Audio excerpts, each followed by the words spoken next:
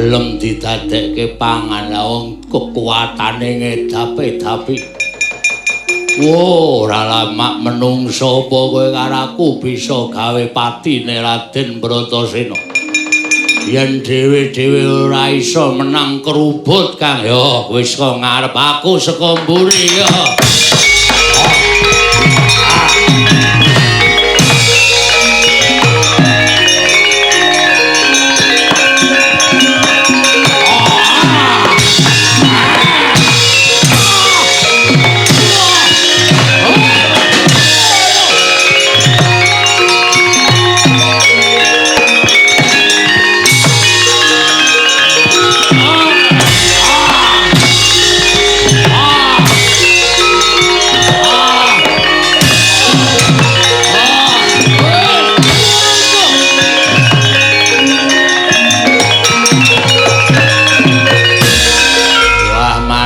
Waduh mati aku.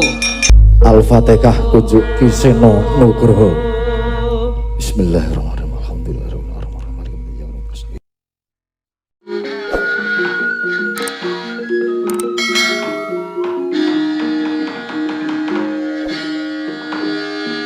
Oh, gondok pleguduk suwalu gembol. Sumorante hawela.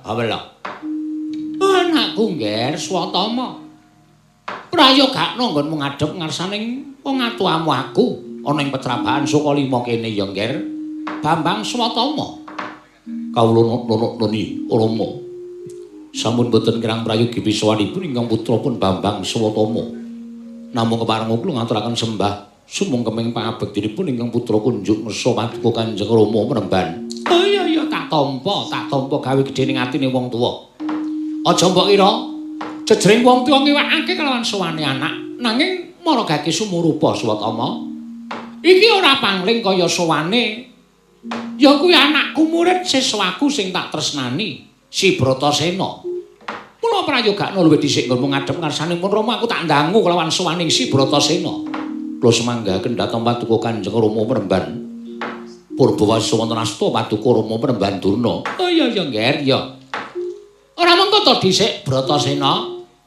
Sawise satata nggonmu ngadhep ngersaning wong tuwa padha rarja sapraptamu kulup. Wah. Tansah pinayunganing kawitadan sowanku ngersaning Bapa Guru. Aku ngaturake sembahku katura. Bapa Guruku wong atuhaku Durna bapakku. Tak tampa, ngger tak tampa gawe gedhening atine wong tuwa lan pangestuning wong tuwa tampanana ya Bratasena. Yo tak dugem dadiake jimat. Sawise asu ingkang dadi napas asat kang dadi riwe. Sowanmu ning Pertapan Sukalima gawe kaget penggaling wong tuamu. Ana wigati apa Bratasena lan ana sedya sing kepiye? Apa ana mulanging wong atuamu aku ingkang duna dungkap panampam pekasan bakal mbok takokake marang wong atuamu aku. Dudu bab perkara ilmu sing wis mbok paringake. Nanging sowanku ana ing ngersaning Durna bapakku mung bakal nagih kelawan apa sing tau tate mbok ngendikake. Lho, aku tau tate omong apa karo kowe? Lan aku tau tate janji apa karo kowe? Nalika aku nakoke babagan kawruh kasampurnan ya ki wujuding kawruh panunggal sangkan paraning dumadi sastra cetha paripurna ing wangsit maragake dina iki dina sing wis mbok janjekake kowe bakal medhar ngelmu kasampurnan Durna bapakku. Dina iki tak gelak lakuku prapta ngersaning wong atuhaku ya Bapa Guruku hingga wigati mung bakal njaluk katerangan babagan kawruh kasampurnan sangkan paraning dumadi lan uga sastra cetha paripurna ing wangsit kaya wis mbok ngendikake duk nalika semono Durna bapakku. Oh lole kenthos walu gembol manyar-manyar duk ning dungkul wana dadi alas-alas dadi wana. Pancen ora bakal tak silaki yen aku tau tate paring pangandikan kalawan muridku si Bratasena babagan kawruh kasampurnan. Kawruh panunggalan sak piturute kaya sing tak janjake kelawan sira kulup. Nanging ngerti ya ngger, yen to sejatine apa kang mbok takokake mau dudu bab ingkang enteng. Kuwi dudu bab ingkang baen-baen. Nanging Nanging kuwi babagan sing abot sabab ora saben wong isa nampa kawruh kasampurnan. Kawruh panunggal sangkan paraning dumadi. Saka gawate kawruh mau nganti saben wong ora isa nampa kawruh mau sabab yen wong ingkang nampa kawruh mau isih duwe blendenging kamurkan jroning ati satemah bakal mbabar kamurkan ana ing jagat. Nanging yen to wong mau wis bisa meper hawa nepsu wekasan suci kang dadi lair batine. Kawruh mau satemah bakal gawe tentrem ing jagat sawegung. Mula kang saka kuwi Werkudara Bratasena kowe tak takoni ora gak wangsulan. Apa wis ana ceceking atimu niat nggone bakal nampa kawruh kasampurnan wis katon suci lair lan batinmu? Aku ora iso ngarani awakku dhewe. Mara kaki sawangen jero lan jabaning Bratasena yen kira-kira isih ana reget lan kira-kira isih kudu tak singkirake, tak resiki. Paringa dawuh kudu apa ingkang tak tindakake. Nah yen saka penyawange Durna bapakku aku wis mbok sebut yen to wong kang pantes nampa kawruh panunggal aja wigih ringa-ringa. Gage Wedarna yen ana bobol boroting lakon tak sandangi. Oh anakku ngger, anakku pancen pengawak waja. Ora kena dindakake apa kang dadi kekarepanmu ya ta yen pancen kaya mengkono nanging sumurupa ya ngger Bratasena. Kawruh mau tak kandhakake udu kawruh ingkang enteng sabab ya apa wae yang bakal nampa kawruh kasampurnan kawruh panunggal sangkan paraning dumadi mau kudu iso ngaturake pepanggil reruba kinarya pitukon ing kawruh mau. Pitukon kawruh panggil reruba mau wujude apa? Wujude ora oleh ing angaran kayugong susu ing angin. Kayugong susu ing angin ya. Bapane menyang endi? Apa kowe sago goleki? Yen pancen kuwi dadi syarat aku ora bakal wegah ngupaya kayugong susu ing angin. Yen pancen wis gelem wuleng tekadmu ngono bakal ngupaya kayugong susu ing angin kuwi tak kandhani. Munggah ana ing Gunung Candramuka ing kono ana alas kang alas karan alas tek Brasara. Ereng-ereng ing gunung kono ana wujuding guwa kang aran Guwa Sigrangga. Bratasena golek ana kayugong susu ing angin mapan ana ing Gunung Candramuka ana ing alas tek Brasara, penere ana ing Guwa Sigrangga. Yen kowe bisa mujudake kayugong susu ing angin esuk ngaturake sore winejang kayu kawruh kasampurnan. Sore ngaturake kawruh kayugong susu ing angin kawruh kasampurnan bakal mbok tampa ngger Werkudara. Tandyapala Pandhawa mbiyaga mulung mangung siring sata Kurawa.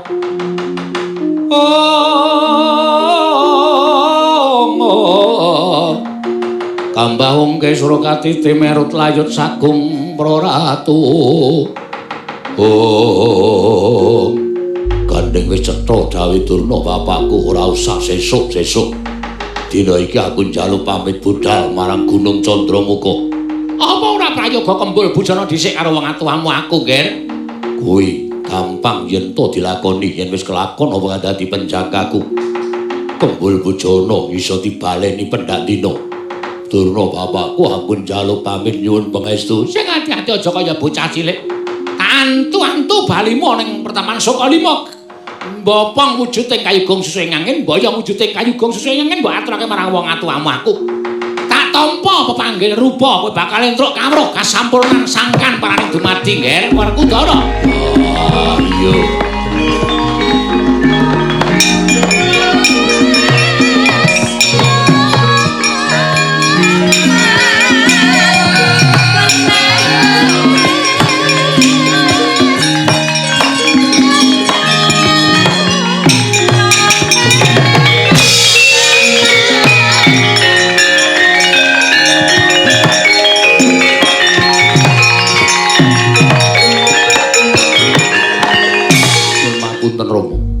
Sapengeripun Raden Bratasena nilar pertapan Sukalima katingal kembeng-kembeng netranipun Kanjeng Rama menika mengku suraosing kados pundi. Menapa paduka Kanjeng Rama sajak awal maringaken kawruh kasampurnan kesaganipun Bratasena ingkang kados mekaten menika kala wau. Ah, Satama. Masata. Wonten dawuh. Kaya ngene iki, abot-abote wong goleke kamukten karo anak. Monggo sing tak goleke mukti ya ming kowe, Nger, ya ming kowe cah bagus. Wiwit kowe ditinggal mbokmu, aku ndotong-ndotong jabang bayi. Inggih. Tak rewangi ngemis ana ing ngendi-endi papan ingkang wigati supaya kowe iki dadi wong mukti, dadi wong kuncara, dadi wong duwe derajat pangkat ora disepelekke marang sak pepadane. Nganti aku suwita marang negara Ngastina. Aku ki jane pendhita apik lho Satama, aku pendhita becik. Ning mergo nggonku goleke kamukten lawan kowe nganti aku ingkang kudune becik tak gawe ala. Aku ingkang kudune jujur tak gawe pendak-pendakku ngapusi karo atiku dhewe. Nuruti karo kersane anak Prabu Duryudana. Lan ngerti ya, sadurunge Bratasena teka iki mau, pamanmu Plasa Jenar rawuh ana ing pertapan Sukalima. Kula kok mboten sumerep, setengah 6 mau.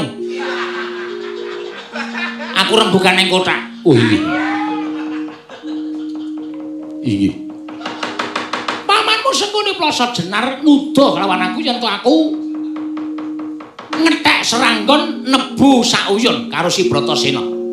Ngethek seranggon nebu sauyun menika menapa? Bersekongkol. Napa?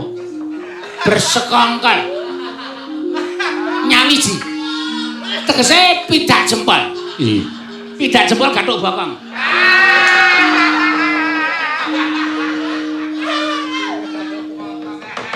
Kudune menehi kawula kasampurnan karo si Bratasena ning dadi jalaran nggonku goleke dalan patine si Bratasena. Oh, Satama, Satama.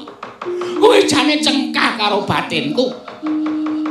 Kayugung susuhe nyangen kuwi ora ana mapan ning Arastik Brasara. Mergo tak lara pangke si Bratasena supaya tekaning pati dipangan kewan galak, dipangan jem setan priprayangan, dipangan sing tunggu Gunung Candramuka supaya Bratasena bali mung kaliaran. Iki kabeh mau ora saka karepku kok Satama, ora saka karepku ning karepe Adipati Harya Sengkuni.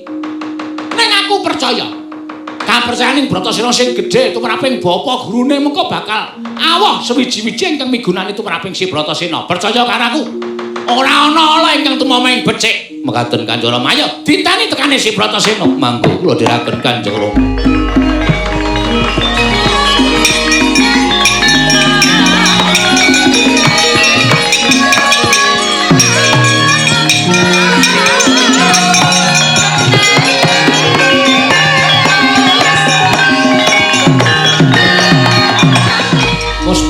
Ana Tik Brasara gangsaran trandane tandange Sang Bratasena.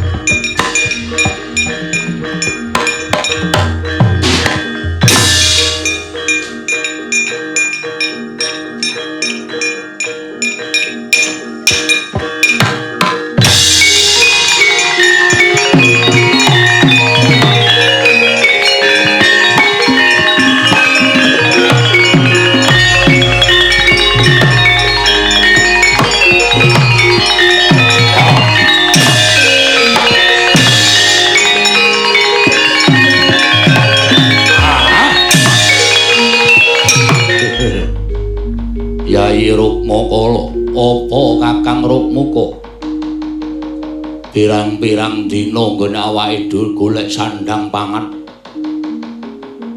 Ana ing telenging Alastik Brasara, mongko mangsane adhem jekut kaya ngene nglokopi kulit kidang utawa kulit macan dienggo kemul. Ewadina Jaka wujuding kijang menjangan adyan, wregul wae ora ana. Apa iki wis dadi keparenging dewa nyuntek marang pangane awake dhewe supaya awake dhewe mati ana ing telenging Tebrasara. Oh, adalah iya Kakang. Jroning ngawa ingkang adhem mongko ketaman ketiga ngerakang aga-aga aja kok tetesing banyu udan nadyan tetesing embun wae kaya sinumpet dening panguwasaning dewa. Sendang-sendang padha garing mekingking banyune ora ana lagi apa awake dhewe bakal mati garing Kakang. Oh, ladal. Ya iki entuk-entukane aku lan Siadi nggone kurang duweni tata krama kelawan Sang Hyang Pramesti Bathara Guru pekasan nampa sote Sang Hyang Jagat Girinata. Ingkang maune aku lan Siadi wujude dewa disebda dadi wujud yaksa kaya ngene iki kudu golek pangan ana ing jroning alas. Aja nganti wedi ayayo diopyak yen perlu kabeh wana Tebrasara ingkang ngubengi Gunung Candramuka iki disasak supaya entuk pangan kowe lan aku aja nganti mati si ana ing telenging wana Tebrasara. Kosek Kang. Kowe mambu apa iki mak brebet? Iki dudu ambune kidang menjangan iki kowe to, seroten to. Kosek. Oh, adalah iki ambuning menungsa. Wah, ambuning menungsa ya padha diprepeki Kakang. Ya ayo.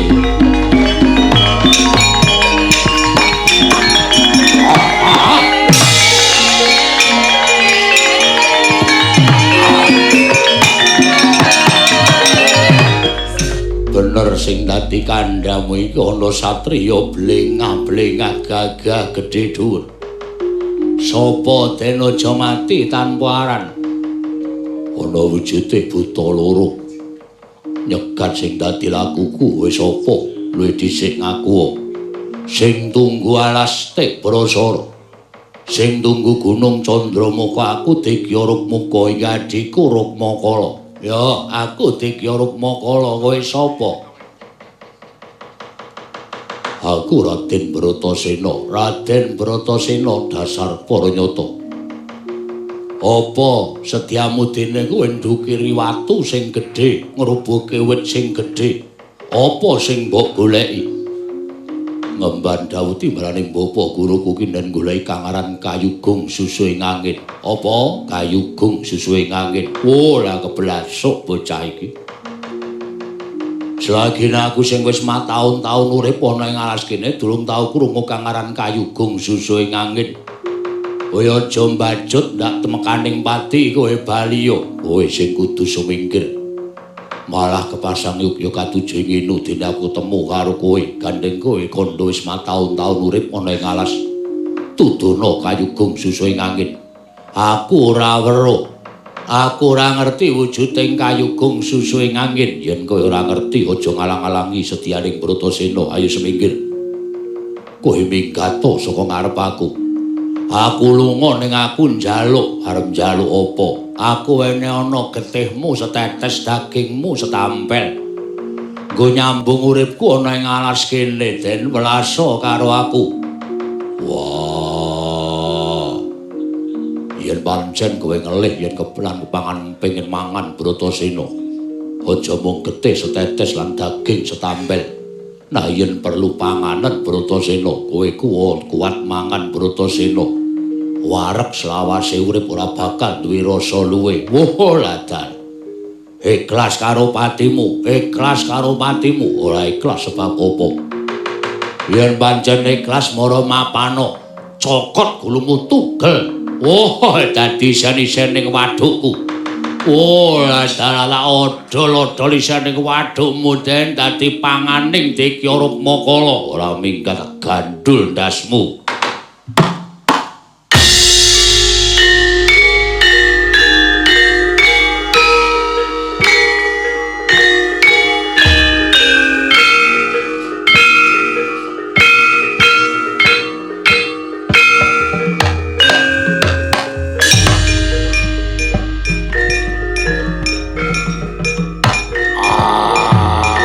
Wah.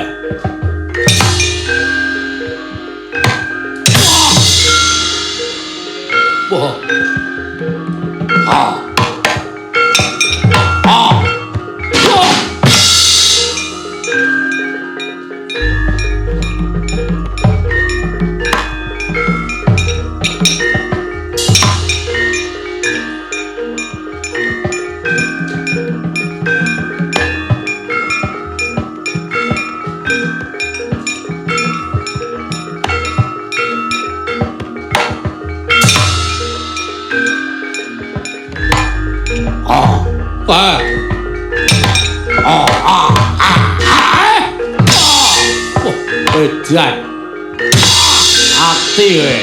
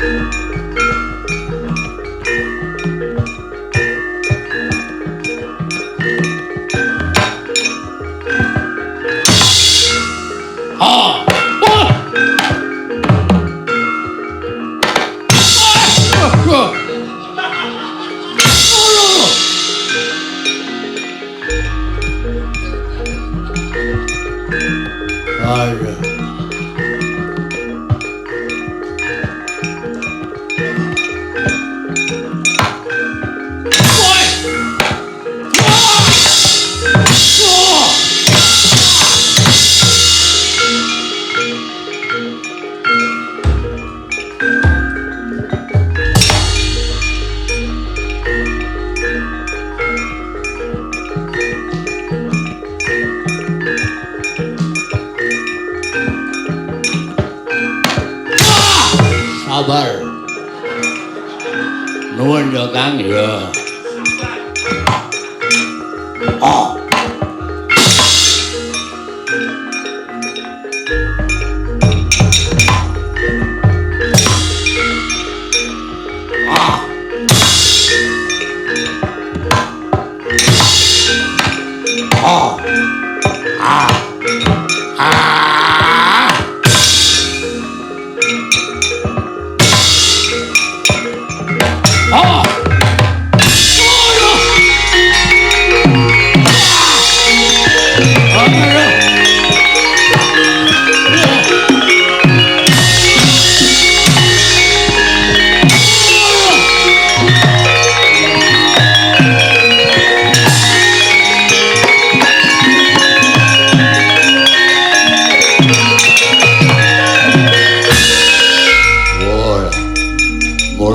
gelem didadekke pangan la wong kekuatane ngedapi-dapi.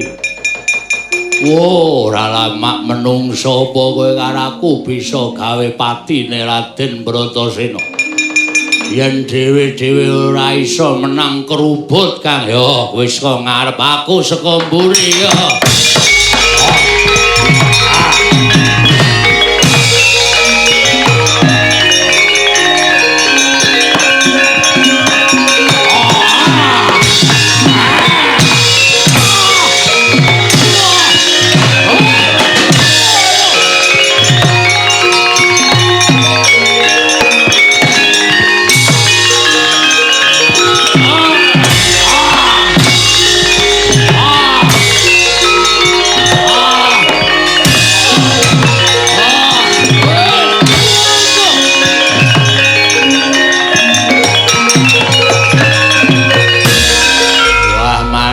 Waduh mati aku Raden aku culno ora bakal gawe macak.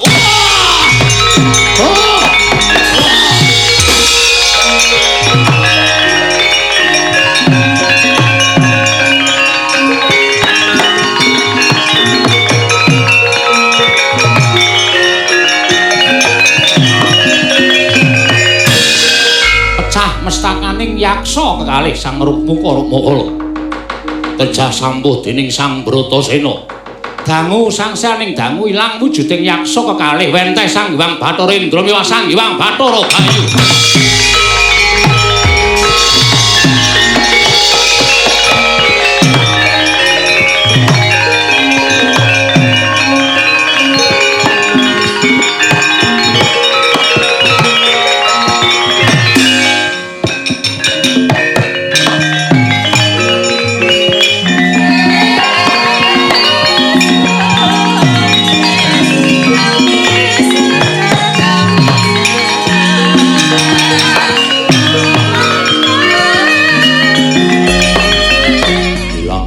Buta loro ora pangling iki kaya Indra kakekku lan Bayu bapakku. Kulup apan kepara nyata ulun ingkang memba yaksa kelawan Kakang Bathara Bayu. Aku ngaturake basaku katura ulun tamba. Ya, Werkudara ulun tamba. Apa to kang kita upadi dene kita prapting telenging wana Tik Brasara. Ngemban dawuh timbalaning Durna bapakku ki nen goleki kang aran Kayugung susuing angin. Gandeng buta loro wis ora ana. Malah aku ketemu karo dewa. Babar pisan aku nyuwun dawuh Kayugung susuing angin kuwi menyang endi dununge lan kaya ngapa wujude. Bratasena, ana dawuh ngapa Indra kakekku? Kang aran Kayugung susuing angin kuwi sayekti mboya ana nanging kita aja pisan-pisan ngluputake kelawan ingkang dawuh. Kayugung susuing angin kuwi sanepa. Kayu kuwi kajeng. Kajeng kuwi karep. Gung kuwi gedhe, susuing angin kuwi mlebu metu ning napas. Gegayuhan ingkang gedhe mono kudu sinartan madhep manteping tekad lan sarana nuruti kalawan unjaling huswa. Apa ingkang kita upaya wujuding mayu kasampurnan mau utawa kawruh kasampurnan mau kudu gedhe tekad kita nggon kita ngupaya. Karana sarana gedhe tekad lan gedhe kapercayan apa ingkang kita upadi bakal kasembadan nggir Kulup Bratasena. Banjur aku kudu piye? Kita baliya nyuwuna dawuh kelawan bapa guru kita Begawan Durna ingkang sayekti menyang endi dununging kawruh kasampurnan. Lan aturna apa kang wis sira ngerteni babagan Kayugung susuing angin. Kulup gandeng kita ingkang wis bisa mbabar wujuding dewa saka wujud yaksa, kita ingkang bisa ngruwat kelawan panjenengan ulun. Mula tampan ana bebungah saka ulun kang aran Sesupe, Sesotya, Drwendra, Maniing Candrama ingkang tegese sesupe mau lamun kita agem, lamun kita ngambah telenging banyu tanpa beda ning dedaratan. Sarta tampan ana wujuding pusaka gendhewaran Bargawastra. Kinarya pusaka kekuatan batin kita nggir Bratasena lan wiwit dina iki kita bakal ulun gelung kang aran Gelung Minangkara kinarya pratandha pangadheping kelawan Sang Adipati Bratasena ing Tang Samar amoring sapa Sinamaya Sinamaya winaya ing asepe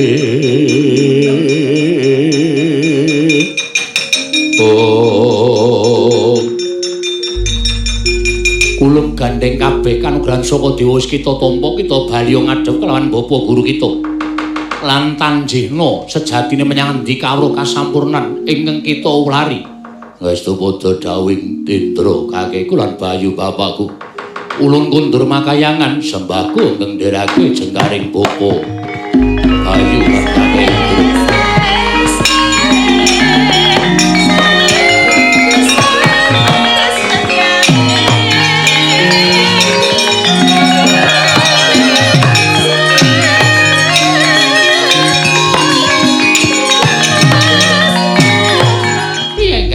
Kayugung susuing angin apa wis mbok gawa saka ing telenging Astik Brasara.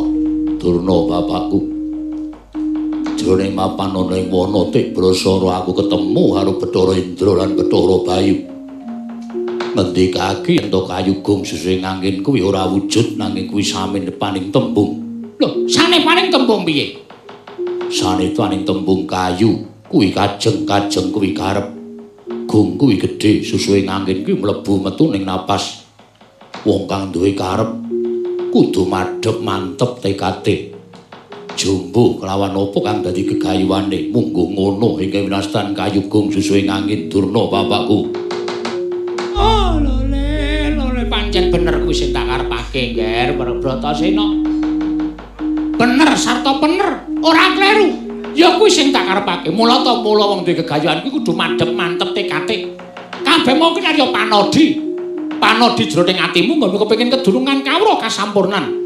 Kawruh panunggal sangkan paraning dumadi. Ya.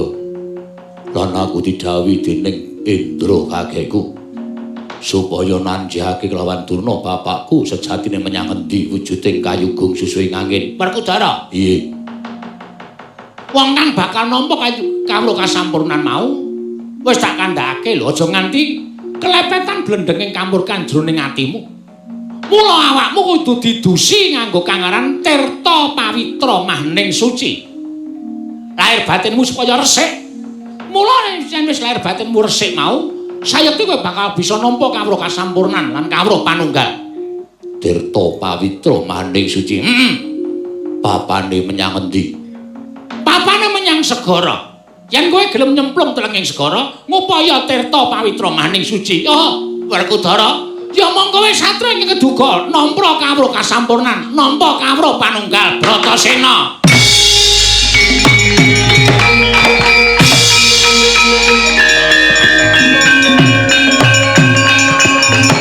Kacarita Sang Bratasena ing nalika semanten wis nyuwun parilaing sangya para Pandhawa nadyan bebasan udan tangis banjir prihatin. Sangya para Pandhawa anggene pambebondhe diastaning Sang Werkudara parandene Sang Pengawak Waja datan mundur saking geguntur. Wis laju lampahing prateng gisiking samudra.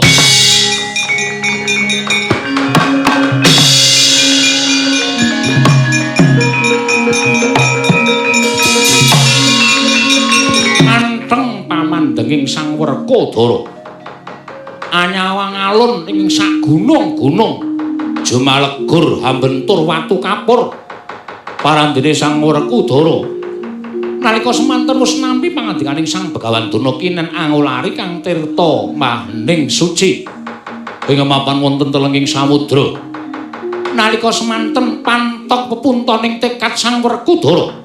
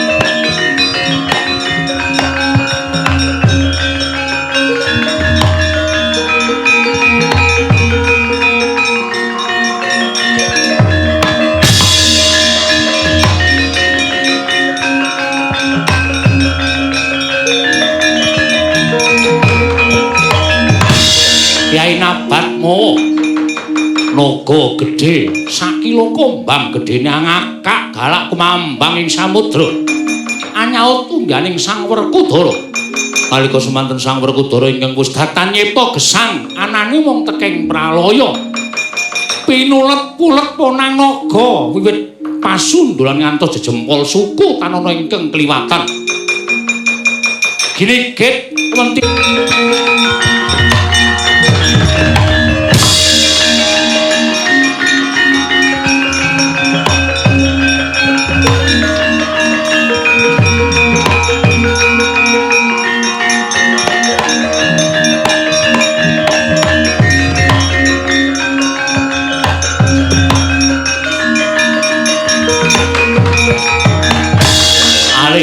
lembak ponang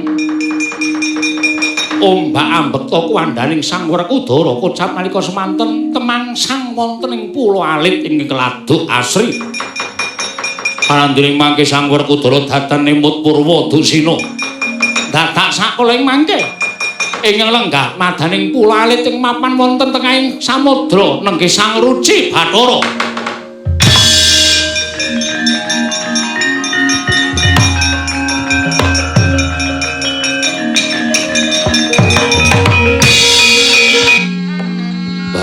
aku rumangsa wis tekaning pati mapan ana ing pulo alit iki ana bocah kowe anake sapa lan kowe sapa ngendi dene kowe mapan ana ing tengahing samudra oh Mas Tonomo sidang sekaring bawuna langgeng Werkudara kena ngopo kowe jangkar kelawan aku apa nulun pantes lamun nyebut kelawan jeneng kita Werkudara sabab ulun kuwi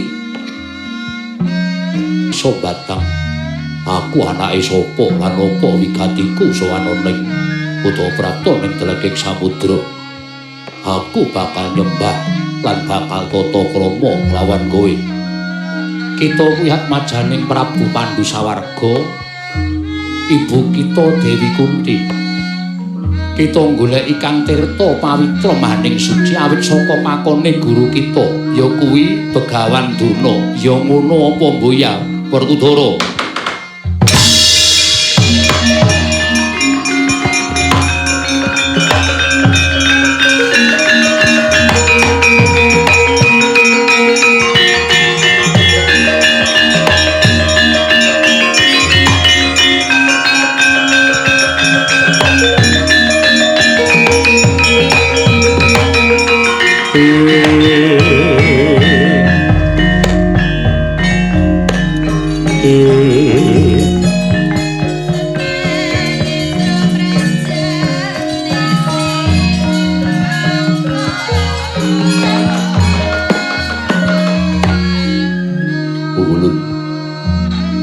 sampun pitados bilih paduka Sang Ruci Bathara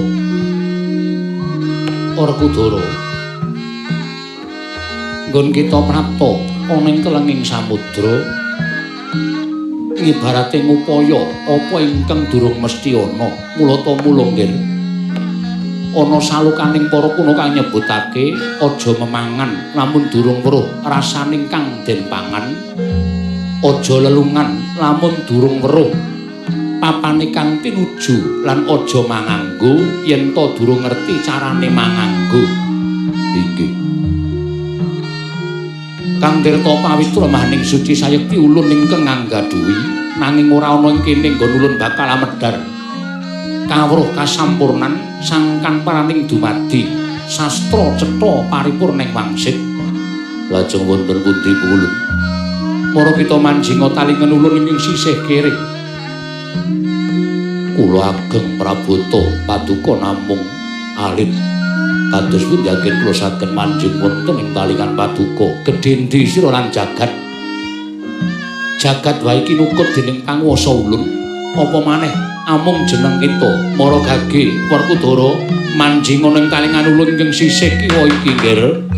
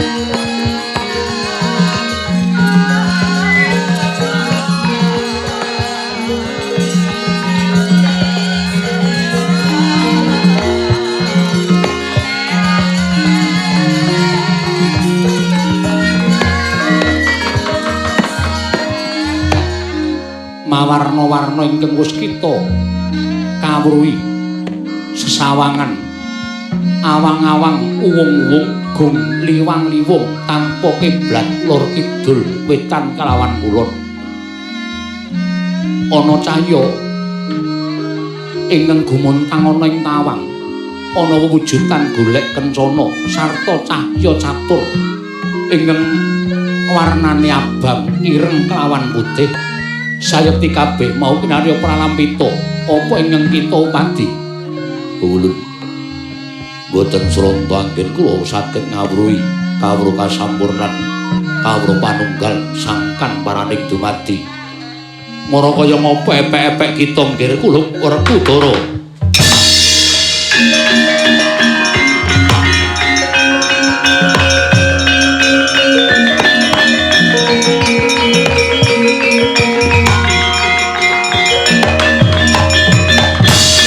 nadyan datan kawya sing basa wantah parandene tumanjaning kang tirta pawitra maning suci wis gumolong manjing anggane ngrisang Bratasena meseming Wardaya Sang Werkudara wis pikantuk jatine kawruh kasampurnan kawruh panunggal miwah sangkan paraning dumadi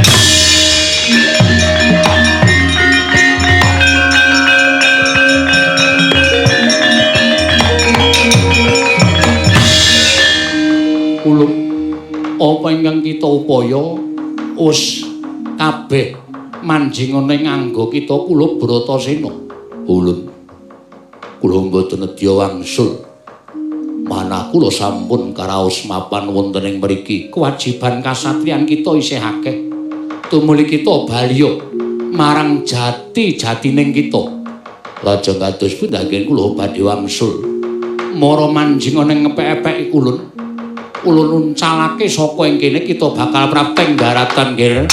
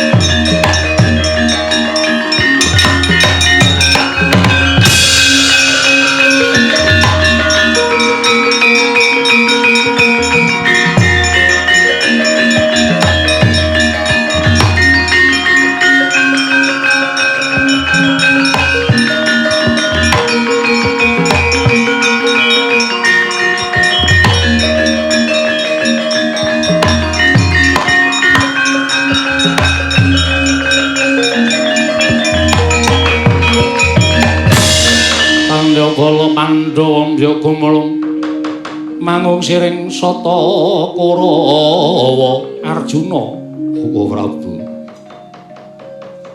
sampun meh surup surya Kakang Mas Yodipati mborong boten ketingal medal saking samudra uga Prabu kedah menapa ingkang kula tindakaken wis ta salokaning para pinter nyebutake siji pesthi loro jodho telu tibaning wahyu kabeh mau ning panguwasaning dat kang werwengdat pati uriping menungsa kuwi kabeh ning panguwasaning Gusti inggih aja mengko wae Janaka nek Werkudara mati ning samudra pun ngekak ora bakal betah urip ning alam padang Yayi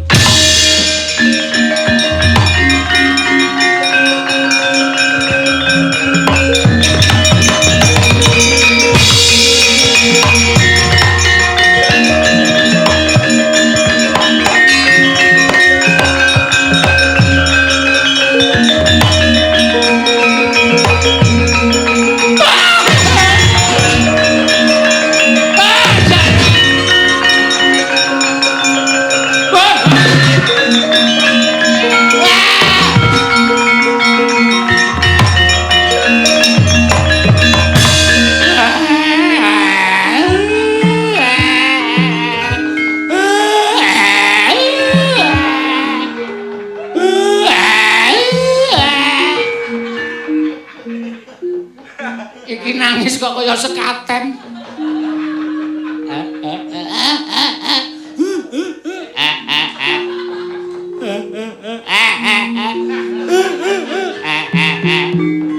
Wis to, wis. Ayo pono kan ora ngrubung kaya ngono kuwi. Werkudara ora ya sumuk to. Marem. Sampeyan wilujeng ya dipol.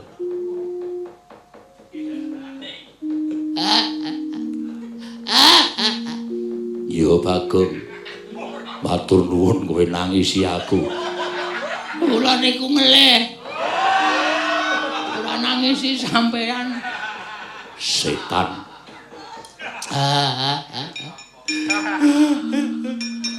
Kakang Mas. Kula sanget bombong dene Kakang Mas sampun kondur. Ayo kondur bebarengan. Hati-hati, aja tukaran. Selamat siang, Bu. Selamat siang, Pak. Selamat siang semua. Iki lagune sapa? Lagune dek aku TK aku isih kelingan. Anggere muni Bu Guru wis ngadeg terus tangane keplok. Ayo kondur bebarengan. Hati-hati, aja tukaran. Ayo kondur bebarengan.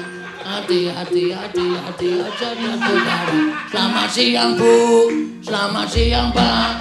Selamat siang semua. Ngono kuwi. Lah rek, kowe ijek kelingan. Tembang TK kok ijek kelingan. Pancen pikirane anakku Bagong iki pancen pinter tenan.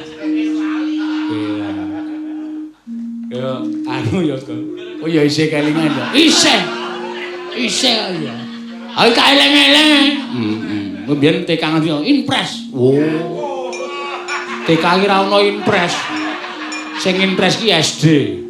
TK bersama. Wah iya. Kelase nang omahe wong aku mbiyen. Wah to. Ayo kondur bebarengan. Hati-hati, aja tukaran. Selamat siang, Pak. Bu Sike. Selamat siang, Bu. Selamat siang, Pak. Selamat siang semua. Terus mejane di brok. Nah, terus sedakep. Semar kene. Ayo. Bareng kene. Terus do anteng-antengan. Sapa sing nganteng dhewe, mulih dhisik dhewe. Garang maju. Salim Pak Guru, cium tangan. Parang Pak Guru. Hati-hati ya. Wis dipedha urung? Sampun. Nganggo bandoso matamu. Petruk. Mulai dhisik dhewe. Cium tangan. Bareng Pak Guru. Hati-hati. Semar mulai engko sore. Woi. Aku santeng banget. Sing ngentut sapa? Aku. Kuwi pelanggaran. Cium tangan. Hus. Pak Guru kok nyium tangane dhewe. Bareng Pak Guru ngatos-atos. Sampun para streaming cekap semanten. Matur nuwun.